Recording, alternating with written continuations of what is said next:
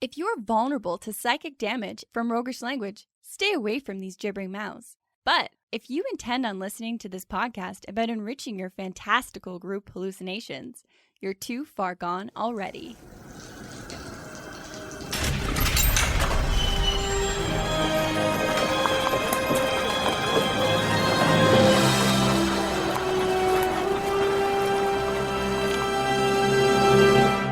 Your next game is going to be perfectly paced, and here's why. In this episode, we're finding answers to how do we avoid the dreaded table drag? And what can we keep in mind so our games flow ever so smoothly? And how can you intentionally pace your games for maximum effect? Welcome to the Hook and Chance podcast. I'm Travis. And I'm his brother Jordan. So today we are talking about story pacing, not pasting. Not all about glue like the two of us used to eat. Yeah, a lot of stick glue went down the old gullet. Why do they make it so tasty? It explains so much. So we scrapped the episode about glue and all of its applications in D&D. Because it really didn't feel like it meshed with the rest of our library of podcasts. Or merits its own half an hour of discussion. But yes, story pacing. And the reason we threw the word story in front of pacing is because pacing has a lot of different kind of interpretations when it comes to playing role-playing games. But this episode is about the speed at which a story unfolds and how much of an impact that has on everybody at the table. So here's the thing. I know you and I have both experienced this before. We've experienced the high of finishing a game of D&D. Everyone is jazzed up. Everyone's saying that was great. And I mean, we're going to, so to speak, chase that dragon because holy shit, nothing feels better than pulling off a great game. People are high-fiving. They're talking about the moments of the game. They're talking about what does this mean for what comes next. That was great. It was so good. And then you stand up, you start to pack up, and you go, well, I'm just going to fucking purge all that information. And we'll see if I can do it again. Or we've been on the flip side of that scenario where things were starting to drag in my game and I didn't know why. And I felt like I was just in a tailspin, not knowing what to do to get myself out of it. So lacking any options, I crashed and burned into the game's end time with everybody knowing that something terrible has happened. And they pack up their things and they're all silent and sad. And if they do say anything, it's a desperate attempt to change the subject from D&D as they leave your house and leave you in the dark, sadly moping in a corner. And really, it's just best to leave you there for a few hours while you process the shame of the atrocity that's just befallen everybody. And hopefully learn something. And that's the thing, is that we won't until we understand pacing. So, story pacing. Every DM, whether intentionally or not, sets a pace in their games. And we can either do this in a haphazard, kind of crazy way that all cards on the table, I have done a lot. For most of our DMing careers, we've done it. We have poorly paced games and then said, God, I wish I could unlock the secret to figuring that shit out. So do you want to know the secret to unlocking good story pacing in your D&D game? Here it is. We don't play through games in real time. So what are you skipping? So this one took a little while for it to sink in for me. And I want to just give you a moment to sit there and let it kind of marinate and lock in. We don't play games in real time. We are ultimately skipping something. And story pacing is strictly about what we're choosing intentionally to skip and what we are intentionally deciding to spend time on. Can you imagine if we didn't make this choice to skip time in D&D? Well, For one, a campaign would literally take most of your life. There is that, especially since you're playing it in 3-hour chunks. Once a week, if everyone's lucky. Yeah. And you've got scenes of what? Just sharpening your weapons, weighing out your bag of trail mix on the little scale. The really awkward conversation when you're ringing out, how's the weather? Yeah, it's good. Yeah, this is a good batch. They have nuts, the macadamia nuts in the trail mix now. I don't quite have enough for that. Can you take a scoop out? I mean, even Lord of the Rings, some of the longest fantasy movies out there, did not play through every second of their travels. We had to skip over some stuff. So whether we use this poorly or unintentionally or whatever the case may be, the time is up. We've got to figure this tricky bit out on how to pace our games. And luckily, once we wrapped our heads around it, we realized it really isn't that hard. And if you just keep it in the back of your head when you're running your games and planning your games, you can do a great job at it. So let's talk about that in the Strategy Stateroom. This is the Strategy Stateroom, where inventive and cunning tactics are crafted for when they're needed most.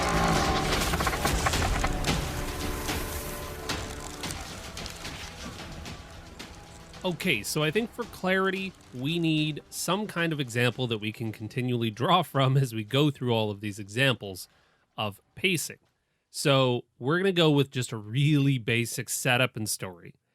The party is been hired to rescue a town mystic that was kidnapped by bandits and is being held hostage. Dastardly. We're going to have a fight climax, probably a hostage situation kind of thing. Return, get rewarded. Gotta have that for a good story.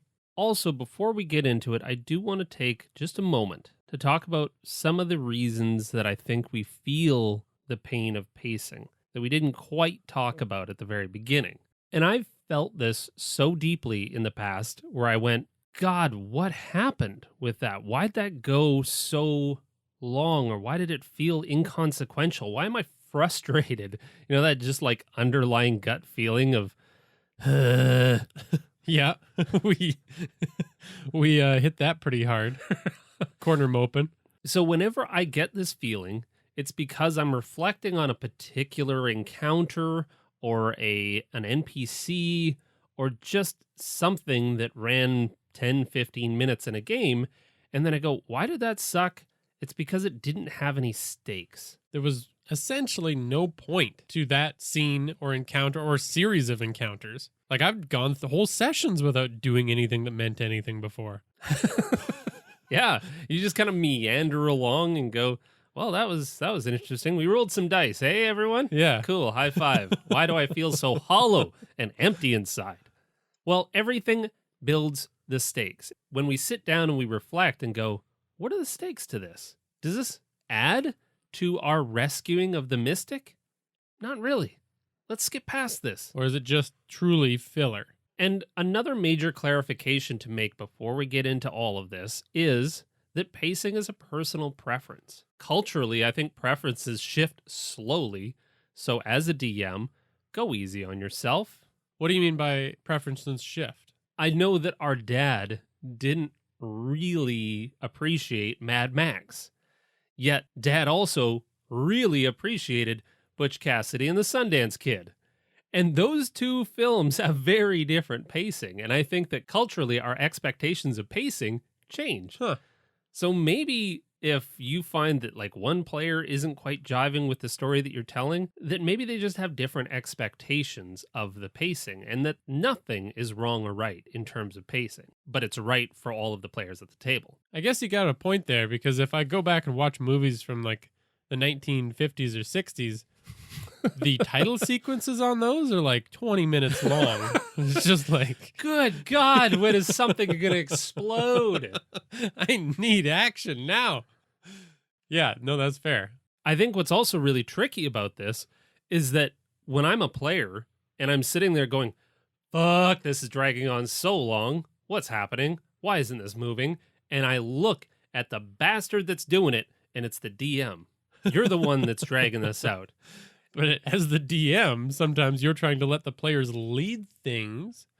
And so you're wondering why they're leading things in a terrible direction. Why are the players so invested in this character that is not leading towards the story? I wish they would get their asses in gear. So you can't label it as any one party's fault at the table. Everyone's trying to make a fun game for everyone. Exactly. Always keep that in mind. All right, so the steps. What are we going to do to fix this whole problem and think of this in a different way? We can't. Who knows?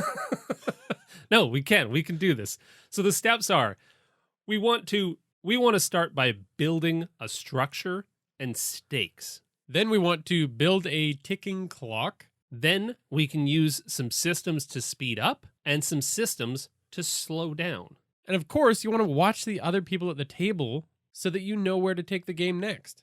So let's go into a little bit more detail here. Let's start with build a structure and stakes. So we've talked about structure in several different episodes, and we have a structure that you can definitely use. It's our story planner. It's a resource you can download from our website. But you don't have to use that one. There's other simpler structures or more complicated structures that you can use. Personally, for my most recent game, I used Dan Harmon's Story Circle.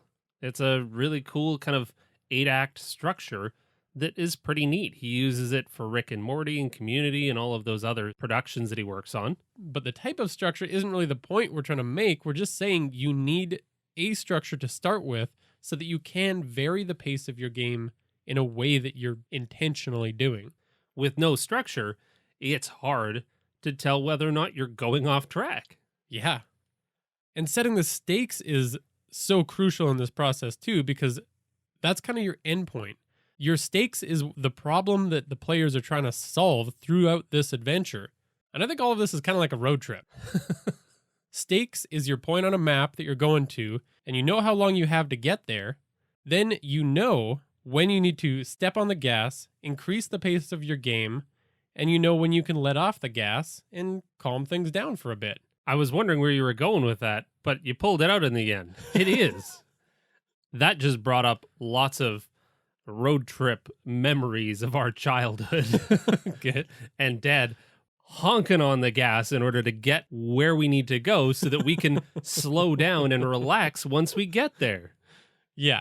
There's a very fast-paced nature to those road trips. The road bits are quite frenetic. And then once we get there, it's all leisure, baby. That was a good analogy. And just as a super quick example here, like let's say your structure is as simple as a beginning, a middle, and an end. If we've got a 3-hour session, then generally you can say a beginning should take an hour, the middle should take an hour, and the end should take an hour. And if the players want to meander a bit in that beginning section, they're really enjoying it, that means you're letting them, and you might go for an hour and a half. But then you're going to have to up the pace in the middle section to make up for it. But without that structure, you're just freewheeling. You're going wherever. You don't know where you're going. Yeah, you're totally right. The next part is building that ticking clock. So the DM now has some sense of the pace at which they need to move this story along. Well, that's a little bit challenging because without telling the players exactly what your story is and the pace that you're planning to set, they might have a different expectation. So now all of a sudden, the players are meandering into random conversations with tavern goers because they don't understand that there is a bit of a pace that you're trying to adhere to. So what do? We give the players a ticking clock. There is always a ticking clock. There is always a time that the magic item they're trying to retrieve turns to dust. Or in our scenario, the mystic that was kidnapped is going to be killed. The town has 24 hours to respond to this and give in to the bandits' demands, or something terrible is going to happen. And if you're sitting there like I was and thinking, okay, but I really love those moments where the party can just talk to every single person in the tavern if that's what they want to do. But I think those moments belong between adventures. They're after you've resolved one stake and before the next is introduced. It's not during the adventure where there's stakes and there's time crunches and there's all these interesting things happening. And that also calls to, I think, another conversation, which is, what is the time crunch? You can give players a ticking clock on any scale. Are you thinking campaign scale? Great. Put the ticking clock weeks or even months away. Now, the players know that they can have some really wild side conversations. They can, on a month scale, depends on how terrible you are at relationships, but a player can get into a relationship with an NPC and probably back out and still make their goal. I gotta bounce. My time crunch is approaching. Players will inevitably understand that they have a little bit of freedom. But if we throw a 24-hour ticking clock in there, they know they're going to have to hustle. Yeah, but of course it is not an immutable law. This is just our opinions. I think this can even be helpful in games that you want to be really sandboxy. The players can go wherever they want and do whatever they want, but having that major story objective with a ticking clock underneath it still works, because we ran a game together that kind of fizzled out, and I think this is why. We didn't set any stakes up. We just let them crawl around the sandbox until they were tired of the sandbox, but by that point, we still hadn't set anything up. Well, and another place where I think we may have gone astray with that one is that just because it's a sandbox doesn't mean that there aren't many small ticking clocks within that sandbox. Yeah. Okay. I think we've established what we might be talking about a little bit, hopefully. Yes. We've now recognized that we have our goal and we have our pace and we have our ticking clock. I'm a DM, and I'm noticing now I'm running out of time in my session. I need to speed up. How do I speed up gameplay? Well, not only that, that's not the only reason that you might need to speed it up. You could also be noticing that things have been moving slow for a while, and everybody else at the table could use an injection of speed to get to the next exciting part of the game. A kick in the old patoot? Yeah, I think that's one of the most crucial reasons to start speeding things up. Fair enough. The purpose of speeding it up is to move things closer to where the stakes of the story are going to be played out, or to the scenes that you've actually put lots of effort into, like you've got some climax planned. That's where you spent all your prep time. I can't tell you how many times I've planned one hell of a climactic battle scene, and I'm getting frustrated in my mind at how long this tavern scene is dragging out if I don't move things along. Right, because you didn't really know how to. You just kept letting people do what they wanted to do. And these scenes are described. They're not played out. So you don't want to enter initiative for these faster paced parts of the game, because that's inherently slow. I think it helps to derive some inspiration for this. So when we're talking about what a fast-paced scene or how to start moving things along, I think what we're looking at is Guy Ritchie's filming style. He does montages really well. And if you've seen, trying to think of a more recent one than, say, the film Snatch, maybe King Arthur. Appropriate. He does some very cool scenes in there, from heists to even the childhood of the titular character, moving along at a lightning fast pace. But there's still interesting moments that develop that character. In fact, the movie works so well because of how much they crammed into those really fast-paced parts of his life. So if we want to hit that montage style, one of the things that we can do, and credit where credit's due, this one was emphasized and built into us now by the GM Tim. He used this to great effect in our game. It came back up in one of our previous episodes with him, but it's using an improv story circle. So quickly going around the table and saying, okay, we need to move this along. You can skip checks. You're going to assume the success, because a game where the players are trying to get from, say, point A to point B, with any chance of failure in there, is going to drive your story off the rails. So you can skip the checks and you can assume success, because in our example, our players are trying to get from town, now that they've been hired, to the bandit camp where the mystic is being held hostage. We probably got some woods in the way. Those woods are probably filled with random encounters. Bandits, you've got owl animals. bears. Yeah. You've got all kinds of stuff. We've also got to figure out which direction the bandit camp lies. So we've got investigation scenes and we've got all kinds of stuff. But how can we quickly get through this? Well, we can just go around in a circle in the table and say, Player 1, how did you determine which direction the bandits went? I found their tracks. Okay. Player 2, you were attacked by wolves. How did you deal with them? I hid up in a tree and blended in with the wood because I heard them coming in advance. And when they got close enough, I alerted the rest of the party and we ambushed their ambush. Excellent. And player 3, a massive storm rolls in. How did you protect yourself and the rest of your party from the dangerous weather? Well, I've got a radical perfect spell for this. Wonderful. That looked so cool. You projected a spell that calmed the weather around you. Stellar. Moving on. What's really cool about this is the players don't feel like you stole the story from them. They still got to be heroes and they still got to move through this world. We just now, as players, understand I'm tired and I spent a couple of spells and oof, this was tough. It took months getting here, but it took 5.5 seconds of real time to do so. And I just love how much it can still highlight the individual strengths and uniquenesses. I know that's a word of the characters.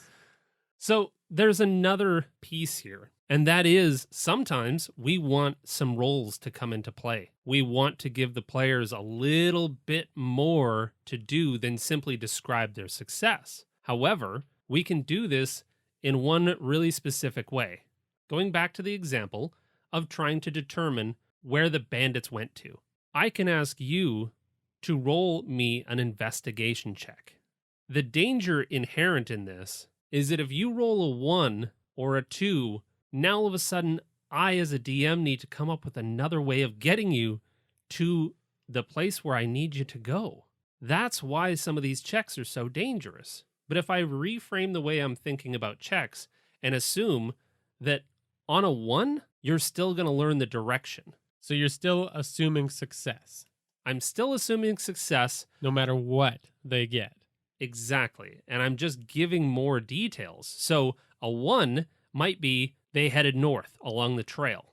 Sweet. A 10, they headed north along the trail and there was 2 guards in tow. Ooh, more details. An 18 might be they headed north, they had them in chains, there was 5 guards, and I can tell that the way that the wagon was sinking down into the mud meant that they had gold on board. And a 25 reveals that one of them is very attached to his mustache. Maybe you can use that to your advantage later on. That's very specific. The other thing that I love about this approach is that it stops players from getting into the habit of one player rolling a 1 or a 2 and the DM saying, you don't learn much. And then every subsequent player at the table says, well, I'll try. No, I'll try. I'll try rolling an investigation. And now there's 5 people, some of which have no business inspecting mud tracks down there on all fours, trying to study. That drags the pace down significantly. Excuse me, Ranger, that spent your entire life out in the woods and is definitely the best one to do this. I know I'm a wizard and I've been stuck in that tower my whole life. But just let me get on my knees and see what I can tell you about nature. Oh, that drives me nuts. The last thing you can do here, if you really just got to get things to that next point, is just describe it with no decision points. Just get them where they're going. This does take away a little bit of the player's autonomy, but still, they'll be excited to get to the exciting parts. Hell yeah. So, what are ways that we can use this at the beginning of our story structure to speed things along? Well, I mean, in the beginning, the only information that really needs to be gotten across is that the mystic was kidnapped and there's a group of bandits out in the woods. We also want to throw some stakes in there. So we may want to try to pepper in that this whole town hinges on the return of their mystic. Absolutely. So in order to do this in kind of a Guy Ritchie montage, okay, so we've got a couple of players around the table, and we're going to kick this story off and say, you as a party came into town to find that the town mystic has been kidnapped by bandits. Wicked evil. The mayor's assistant ushers you into a meeting with the mayor. You're bargaining with the mayor about the safe return of the mystic. Bard, roll for how well you got along. 13. Excellent. You negotiate for 135 gold. That's not bad. Why did you get along so well? Because there was a dog there, and my character loves dogs, and it was the mayor's dog. So we bonded over a little sassy Massey. Great. Okay. The mayor says that the bandits want $10,000 they can't pay. The Mystic's been missing for over a week, and they gave the deadline of tonight by midnight. Oh, dang. We better hustle. Nobody knows which way the bandits went. So, Ranger, roll for an investigation. 5. Excellent. They went north. All right, let's hit the road. So that's how you could do the intro. So that's how you could do the beginning of the game, but you can take the same approach for the middle, and you can even take the same approach for the end if you don't want to do a big climax. Well, one of the places that this really comes up for me is that if I've created some camp, let's say, and it's surrounded by sharpened long poles that are like the typical bandit camp, and the players are going to have to go in and get inside, and then inside is a cave system where the bad guy is hiding.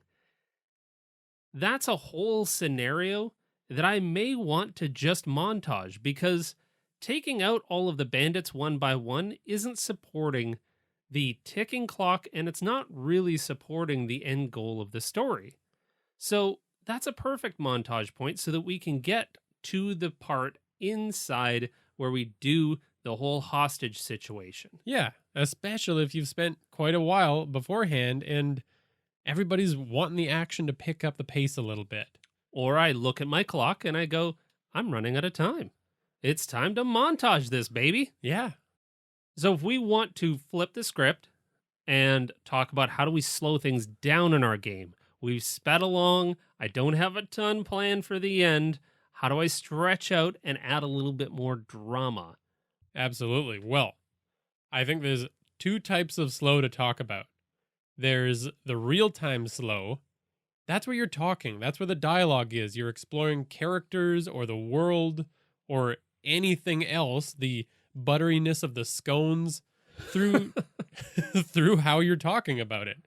This is for exploring characters or the world or anything you want through that real-time dialogue where the players are getting a chance to talk in character to each other. And then there's dramatic tension slow. And this is for the moments that truly mean something to the stakes of the story that you've set up. Again, the players and the DMs both heavily contribute to this drama. So players, if you're listening to your DM start to set this tone and this pace, lean into it. Get slow with them. Get on board. Like in our hostage situation, when the DM starts to talk about the blade that's being held to the mystic's throat and the bead of sweat that's drawing off of their brow, well, then I'm going to say, yeah, Xeris reaches for his sword and he tightens his grip around the leather handle. That's when I want to try and get in there and get into those gritty details with them. And that's a huge way to enhance these scenes, is to describe all of those little things and to really draw out the tension before something pops off. And ideally, I know this might go against what a lot of people think about playing the sweet game of D&D, but in my perfect game, these moments are the only ones that I would think it necessary to enter initiative. Because initiative means you're going in super slow-mo and every decision matters. The other thing that I like about that is that you're consciously deciding that this battle has stakes beyond just death. Because if you're entering into combat for these really important moments and all of the tensions are high, you're not necessarily doing that for a typical owlbear fight. It's just coming in and you're hacking away at it. These scenes are the ones we want to draw out. We want to figure out what's going on in every one of the characters' minds. And that means we're about to get into a fight that really, truly has some gravitational pull in the story. Yeah. And not to say that can't happen on the road to the bandit camp. It just requires you to be aware of all of the stuff that we're talking about so that you can make those super slow moments tense, dramatic, and mean something to the stakes. And I don't need to feel pressured to throw in any more combats than is crucially necessary to tell my story. But if I have the extra time and the players want to, sure, let's do an owlbear fight. Yeah. I'm 40 minutes ahead of schedule. So the kind of inspiration that we're trying to draw from, if you want to get yourself into this headspace whenever you're going into these moments, think about scenes like the coin toss from No Country for Old Men. These personal interactions, especially one-on-one, that can really draw some dramatic tension into your story. And as the players who are doing the role playing and the dialogue in those situations, the way to lean into that is like leave a gap. Leave a breath, let it just sit and linger.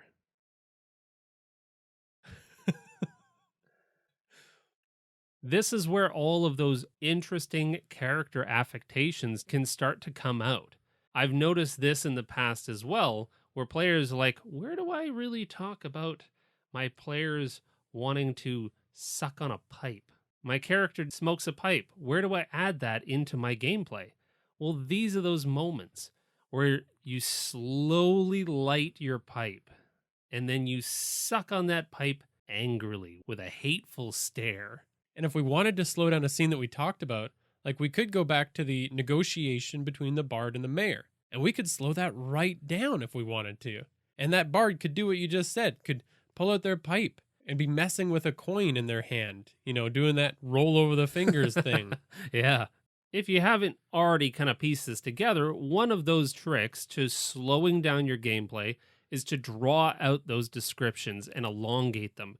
And this is where we can really get into the description of the room that the characters are in. It's not for every room that they enter, the ones that mean something to the story. Where the dramatic, slow scene is going to happen. If we are leading up to a big battle and we know that there's an ambush inside this room, let's draw it out a little bit more. Let's add some tension to this scene. We can also focus in on one player for those decisions. So, for example, the scene that you just described, where the mayor and the bard are having this very tense discussion, that's where we can zoom in on that bard, and the rest of the players don't really enter into this scene. This is a match and battle of wits between two players, and we're just going to let them have this for a moment. Yeah.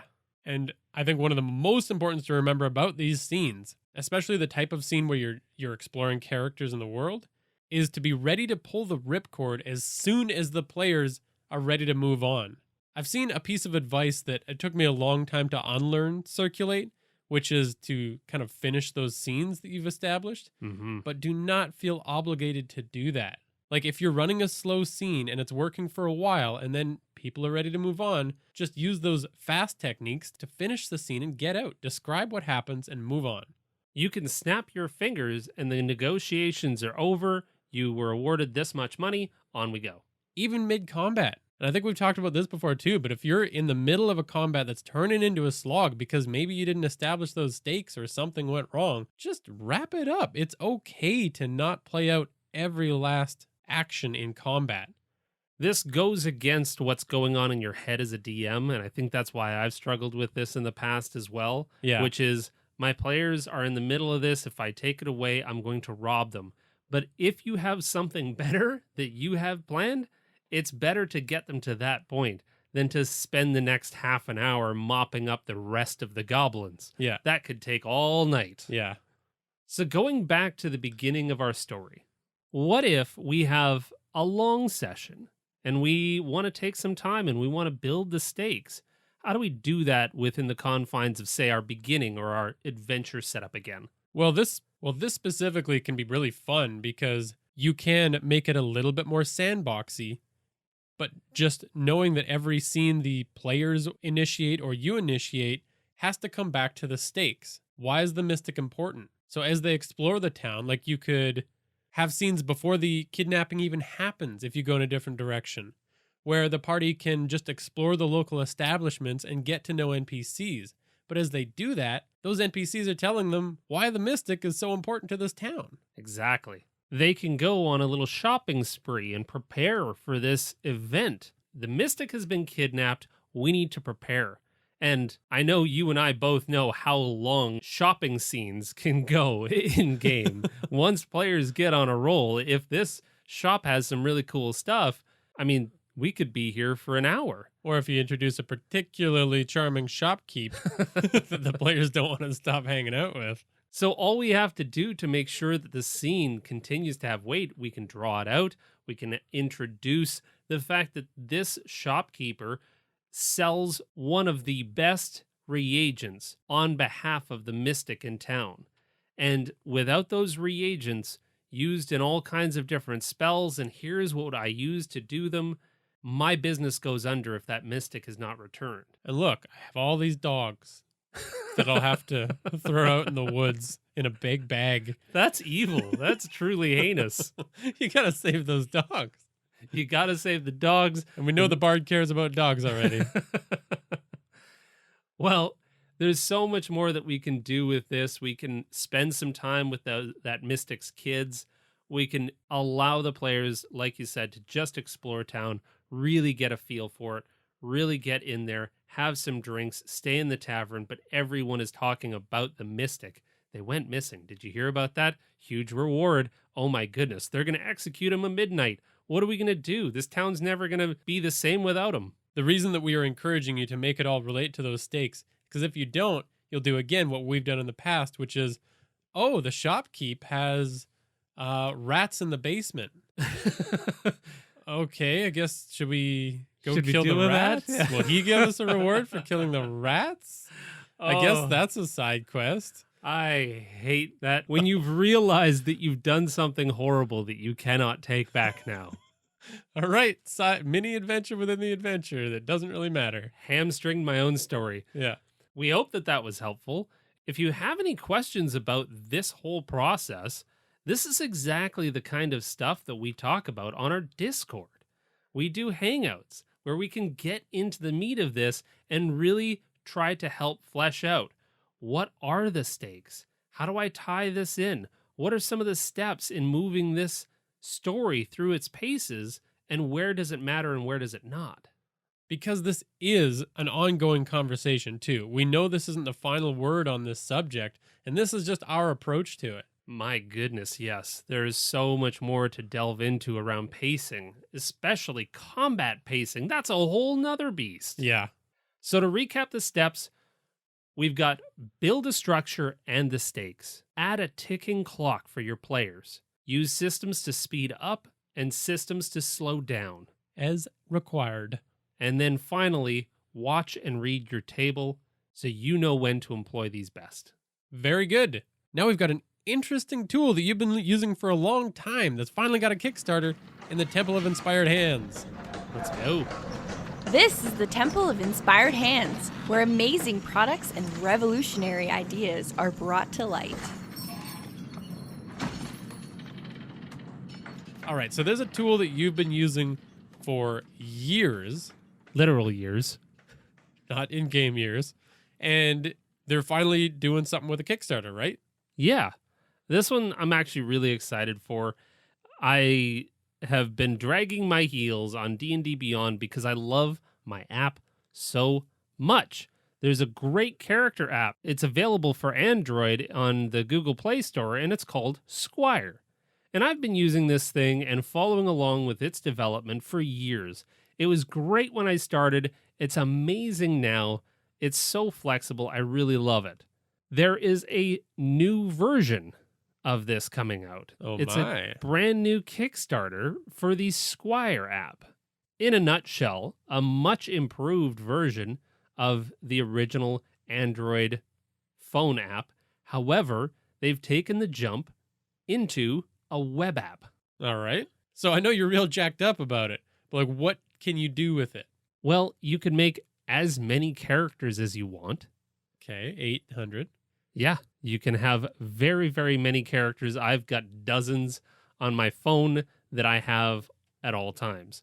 You can download all kinds of cool homebrew content like classes and items and weapons. There's lots of people out there that have been creating content for the Squire app that you can then download and load up into your personal app. And there's some really cool goals that they are working towards with this Kickstarter and with some of their future developments. And one of them is like synced play and being able to roll attacks on other players at the table all through the Squire app. Yeah, I got pretty excited about that part of it. Also, I don't know why this gets me going so much, but when I was reading about the fact that you can send private messages between your phones with this app, the DM can even send out a message in a particular language in D&D so that if your character doesn't speak that language and you can't read it. I love it. How wild is that? So these are all, of course, future developments that they're working on. However, currently, there is both a phone app and a web app that you can use on your computer. You can share them with friends. You can send your characters to whoever you need with just a quick link. To your grandparents. They might not get it. They won't understand what you sent them. But maybe it'll be the spark they need to play. And right now it's $10 for a 2-year subscription on the eventual service that this Kickstarter rolls out. And I'm really stoked. I've been a user of this app for a long, long time, and I was so excited to just kick a couple of bucks towards an independent creator that has been tirelessly working on this really cool app for years. Shout out to passion projects. But at the end of the day, I still like paper. Well, you're wrong. But when I'm using paper, I can lose my character completely with no hope of ever finding them again. You're alluding to these stacks of random mismatched pages because you always throw your name on the first page of your character sheet stack, and then the last 2 pages, with your spells and your inventory, go fuck off nowhere. Who needs those, right? I can also get super confused on all my random notes that I make in the columns and the sides about armor and weapon changes. Yeah. Why play D&D cleanly when you can leaf through 500 pages like an old-timey bookkeeper? And not remember what loot I have, and therefore not even know if I'm making the right attacks with the right modifiers. Let me just go to the filing cabinet that I have in the corner of the room, slide it out. But most importantly, with paper, I can run out of character sheets. I can spend 2 hours trying to fix our printer. I can give that up, go print it at a Staples, but have to spend an hour getting confused down there and eventually get harshly judged for my incompetence by the staff and maintain eye contact with them as I wait for them to print out my next 50 character sheets that I'm going to burn through at an alarming rate. This feels all too close to home. Are you okay? Do we need to talk about this? Yeah, but I refuse to learn new things. Yeah, you could certainly give the Squire app a try. Are you ready? Are you done with this now? No, I fear change. Fine, I'll try it. Well, if you're interested in trying it, go check them out. It's a really cool Kickstarter. Like I said, it's an independent creator that is trying to add something to the D&D space, which we are always excited for. So way to go, Squire. Really excited for this new chapter in your development because I'll be there. And I might be. Begrudgingly. We'll have links for you to check it out in the show notes. Sound more salty, why don't you? Well, we hope that whole episode was helpful. If you have had successes with pacing, you're one of the few, but we would love to hear about them. Absolutely. If you've got other tips for us about pacing, please let us know. You can do that on Twitter, Facebook, Instagram, or Reddit. You can also thank Tabletop Audio for the sound effects that you heard in this episode. You can even join the awesome community of players and DMs on our Discord. Thanks for listening, and don't brood in the dark. Oh, but you do it so well. Yeah, I'm going to go do it right now.